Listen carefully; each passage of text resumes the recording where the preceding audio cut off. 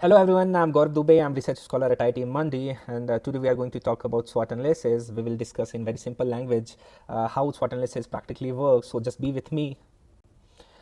So here is a question or a quote that why do we some nations or companies dominate while others collapse. हमने बहुत सारी classic examples देख के रखे हुए जहाँ पे बहुत बड़ी बड़ी कंपनियां कोलैप्स कर जाती हैं और कुछ नए कंपनीज और स्टार्टअप आके यूनिकॉर्न बन जाते हैं. So it's not always about luck, it's not always about talent alone. It's something called awareness, something called positioning, and something just analyzing the environment. So एक बिजनेस कभी भी लूप होल में काम नहीं करता, कभी भी आइसोलेशन में काम नहीं करता. वो एक बिजनेस इन्वायरमेंट में काम करता है जहां पे मल्टीपल फैक्टर्स होते हैं. So there are some internal factors and external factor. So स्वॉट एनालिसिस बेसिकली उन्हीं इंटरनल फैक्टर्स और एक्सटर्नल फैक्टर्स के बेसिस पे बना हुआ है. सो आज हम बात करेंगे कि स्वॉट एनालिसिस होता क्या है और कैसे एक कंपनी सक्सेसफुल हो जाती है और दूसरी कंपनी जिसने क्या मार्केट को, बिजनेस मार्केट को अच्छे से एनालाइज नहीं किया, वो कोलैप्स कर जाती है या फिर उसके हिस्से में फेल्योर आता है. सो जैसा आप बने रहोगे मेरे साथ.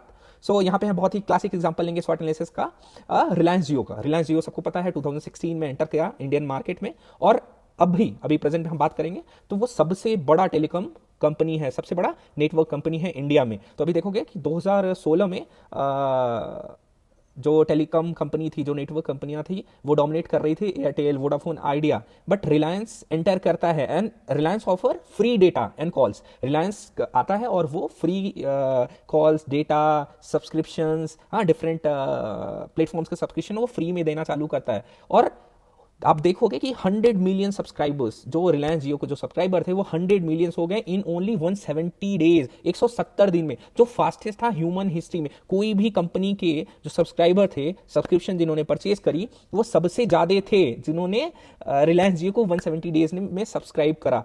और रिजल्ट उसका क्या आया? 95% डिक्रीज हो गया प्राइजेस में. डेटा के जो प्राइजेस थे वो 95% से कम हो गया. और बहुत बड़ी कंपनियां, या तो उनको मर्ज करना पड़ गया या उनको एग्जिट करना पड़ गया. क्यों? क्योंकि जितने भी इंडियन पॉपुलेशन थी सबने रिलायंस जियो की तरफ मूव कर गए. तो आप देखोगे कि उसके बाद बहुत सारी बड़ी कंपनियों को छोड़ना पड़ गया. So what is स्वॉट analysis, what is meaning of स्वॉट analysis? तो स्वॉट की अगर हम बात करेंगे तो strength, opportunity, weakness and threat. Strength, what do you do better than rivals? आप क्या कर सकते हो जो आपके राइवल कंपनी से, जो आपकी राइवल फर्म से, उनसे आप बेटर कर सकते हो. अपॉर्चुनिटीज की बात करोगे, एक्सटर्नल फोर्सेस में, जो एक्सटर्नल मार्केट में, वहां पे कितनी नई अपॉर्चुनिटीज अवेलेबल है जिनको हम ग्रैब कर सकते हैं. एज ए कंपनी हम उनको ग्रैब कर सकते हैं. और अगर वीकनेसेस की बात करें तो हमारे जो इंटरनल इन्वायरमेंट में हमारी खुद की कौन सी लिमिटेशंस हैं. एंड थ्रेड ऐसी होती है जो एक्सटर्नल फोर्सेज होती है जो हमको इंपैक्ट कर सकती है, हमारे अगेंस्ट वर्क कर सकती हैं. सो बेसिकली इन चारों को ही मिला के स्वॉट एनालिसिस बनता है. So here we are going to talk about the strength of Reliance. तो आप देख रहे होगे यहाँ पे जो पहला स्ट्रेंथ है वो फाइनेंशियल मसल. जो रिलायंस कंपनी के पास 1.5 लाख करोड़ की कैपिटल इन्वेस्टमेंट या कैपिटल रिजर्व पहले से उनके पास पड़ा था, जो बहुत ही हैवी एक फाइनेंशियल कैपेबिलिटी है. इंफ्रास्ट्रक्चर फ्रॉम स्ट्रेंथ, रिलायंस ने इंफ्रास्ट्रक्चर को बहुत ही स्क्रैच से डेवलप करा और डेवलप करा 4G नेटवर्क्स को. वहां पे बहुत सारी कंपनीज थी जो अभी भी 2G 3G पे वर्क कर रही थी, बट रिलायंस ने शुरू से ही 4G नेटवर्क्स पे काम करा. Political access and brand trust. अभी आप रिलायंस के साथ क्या देखोगे कि रिलायंस इंडस्ट्रीज इंडिया की एक बहुत ही रेपुटेड और ट्रस्टेड ब्रांड था, उसकी भी बेनिफिट मिला. इकोसिस्टम इंटीग्रेशन आप देखोगे, रिलायंस, पेट्रोकेमिकल, मीडिया, तो आप देखोगे कि जियो के पास जो ना, उसके पास मल्टीपल इंटीग्रेशन थी कि वो ब्रांडिंग, प्रमोशन और सारी चीजें मल्टीपल चैनल से कर सकते थे. ये सारे उसके बहुत ही फेवर में चीजें गई. अब यहां बात करेंगे वीकनेसेस. रिलायंस की वीकनेसेस कौन सी थी? Massive depth load. आप देखोगे कि उनके पास मैसिव, एक बहुत बड़ा, रिलायंस इंडस्ट्री के पास एक बहुत ही बड़ा हैवी डेप्थ था जो उनको पे ऑफ करना था. Zero revenue phase. आपको याद होगा जब रिलायंस स्टार्टिंग में आया, 2016 में आया, तो उसमें बहुत मंथ तक, बहुत हम कह सकते हैं मंथ या साल तक, उन्होंने क्या करा कि विदाउट एनी पेमेंट उन्होंने फ्री सब्सक्रिप्शन दिया, फ्री डेटा दिया, फ्री कॉलिंग दी. So at that point there were zero revenue. So ये उनकी एक वीकनेस थी. Brand perception gap. आप देखोगे कि जब नया नया आया था तो देयर इज ब्रांड, चूंकि टेलीकॉम कंपनी में नया था तो यहाँ पे ब्रांड परसेप्शन गैप बना हुआ था. वहीं पे जो दूसरी कंपनी थी, एयरटेल, वोडाफोन, वो एक रिनाउंड ब्रांड थी टेलीकॉम सेक्टर में. Over dependence on parent. आप देखोगे जो जियो कंपनी की ओवर डिपेंडेंस थी, जो उनकी पैरेंट कंपनी है, जो रिलायंस इंडस्ट्रीज की दूसरी कंपनी थी, उन पर ज्यादा डिपेंडेंस था. अपॉर्चुनिटीज ही बहुत था। रिलायंस ने जो चीज सबसे अच्छे से एक्सेस करा और या कह सकते हैं एनालाइज किया, वो था opportunity. 1.3 billion under connected citizen. आप देखोगे कि इंडिया में एक बहुत बड़ा पॉपुलेशन था जो अभी तक अनटैप्ड था। नियरली 900 मिलियन वर ऑफलाइन। इंडिया में बहुत लोग ऐसे थे जिनके पास अभी नेटवर्क कनेक्टिविटी नहीं थी।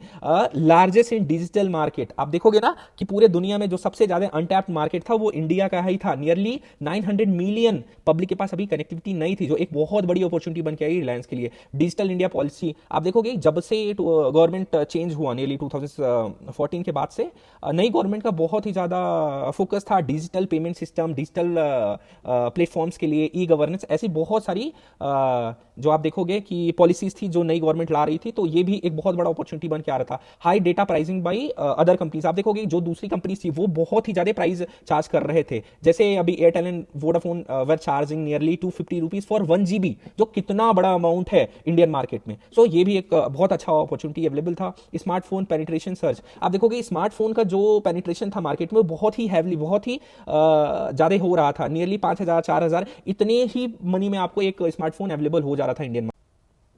सो threats are the external factors जो हमको इफेक्ट कर सकती है, जो हमको हमारे लिए एज अ चैलेंज बन सकती है। सो अगर जियो के केस में बात करें तो जो पहले से कंपनीज थी जैसे वोडाफोन, एयरटेल, इनके पहले ही बहुत बड़े नंबर में सब्सक्राइबर्स थे। तो उनके सब्सक्राइबर को ब्रेक करना, जो लोग पहले से यूज कर रहे थे उनकी उनकी कनेक्टिविटी को, कनेक्शंस को, उनको ब्रेक करना एक बहुत ही बड़ा चैलेंज था। Regulatory risk. आप देखोगे कि बहुत सारे रेगुलेशंस थे, हाँ, बहुत सारे कनेक्टिविटी या फिर डिजिटल प्लेटफॉर्म्स को लेके कनेक्शंस को के रेगुलेशंस थे, तो उनको भी मीट करना एक इशू था। ग्लोबल टेक जाइंट्स, बहुत सारे ग्लोबल टेक जाइंट्स थे, वो भी मार्केट में आ रहे थे, उनसे भी कंपटीशन बना हुआ था। या फिर हमेशा ये प्रेशर था कि कोई ग्लोबल बहुत बड़ी जो ऑलरेडी बहुत ही रेपुटेड कंपनी है वो भी इंडियन मार्केट में एंटर कर सकती है। Network quality expectation. एक्चुअल में क्या इशू हुआ था, जो डिफरेंट उस टाइम कॉम्पिटिटर कंपनियां थी उन्होंने बहुत अच्छा नेटवर्क कनेक्टिविटी प्रोवाइड नहीं किया था। तो एक्सपेक्टेशन जियो से बेटर था, हमेशा था कि नई कंपनी आ रही है वो बहुत ही अभी हमको बेटर कनेक्टिविटी ऑफर करेगी। तो ये भी हमेशा एक चैलेंजिंग पार्ट बना।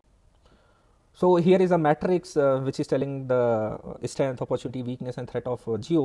आप यहाँ पे देख रहोगे फाइनेंशियल मसल, ग्रीनफील्ड नेटवर्क, ये सारी स्ट्रेंथ थे। 1.3 बिलियन अनकनेक्टेड यूजर्स, जो सबसे बड़ी अपॉर्चुनिटी थी कि इंडिया एक सब दुनिया में सबसे बड़ा एक ऐसा मार्केट था जहां पे अनकनेक्टेड यूजर्स थे। वीकनेसेस की बात करोगे तो जीरो रेवेन्यू फीस, ये सबसे बड़ा चैलेंज बना हुआ था कि स्टार्टिंग के कुछ मंथ में या कुछ ईयर में अभी जो रेवेन्यू है वो कुछ भी नहीं आ रहा था, क्योंकि जियो ने सब कुछ फ्री पे करके रखा हुआ था। और थ्रेट की बात करोगे कि रेगुलेटरी इश्यूज थे, फिर पहले से अगर जो कंपनीज थे उनका एक मार्केट बन रखा था।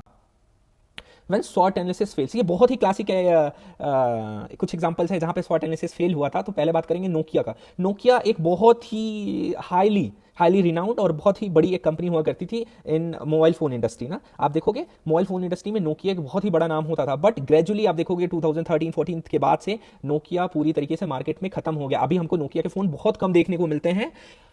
नोकिया ने इस अपॉर्चुनिटी को आइडेंटिफाई कर लिया था कि अभी जो फोन है वो अभी मल्टीमीडिया फोन्स का टाइम आ गया, मल्टीमीडिया फोन ही बिकने वाले हैं। ये चीज को, अपॉर्चुनिटीज को उन्होंने आइडेंटिफाई कर लिया था, बट उन्होंने क्या करा, उन्होंने उसको पोस्टपोन करा, उन्होंने उसको बहुत ही जल्दी से ग्रैब नहीं किया। उनको ये लगा कि हाँ चेंज तो आने वाला है but it will take time, but actually नहीं हुआ, ऐसा नहीं हुआ। आप देखोगे 2009-10 के बाद से बहुत ही बड़े नंबर में ये ट्रांजिशन फेज आ गया कि मल्टीमीडिया फोन्स का टाइम आ चुका था और लोगों को सिर्फ मल्टीमीडिया फोन चाहिए था, जहां पे नोकिया ने उतनी स्पीड से लोगों के चेंज बिहेवियर, चेंज पैटर्न को ग्रैब नहीं कर पाया। Second example is Kodak. Kodak आप देखोगे एक बहुत ही बड़ी कैमरा मैन्युफैक्चरिंग कंपनी थी।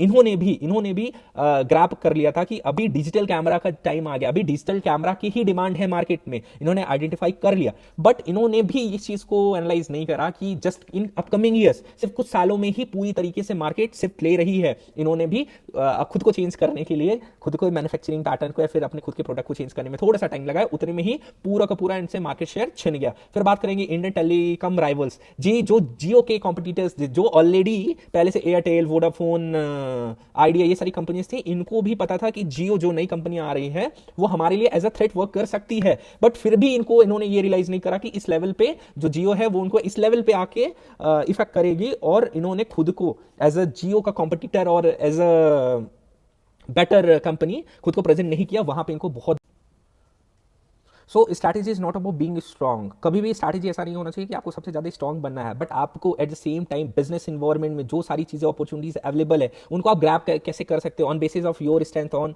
बेसिस ऑफ योर वीकनेसेस, और जितनी भी थ्रेट अवेलेबल है मार्केट में उनको भी आप टैकल करते हुए कैसे अपॉर्चुनिटीज को इन बेस्ट मैनर आप अचीव कर सकते हो, खुद को पोजीशन कर सकते हो जहां पे पहले से ही एक सिस्टम बना हुआ है, सिस्टम ऑफ पावर्स है, वहां पे आप कैसे खुद को कैसे प्रेजेंट कर सकते हो। सो आई होप आपको ये टॉपिक बहुत अच्छे से समझ में आ गया होगा। So do like, comment and share, and also subscribe my channel. Thank you so much.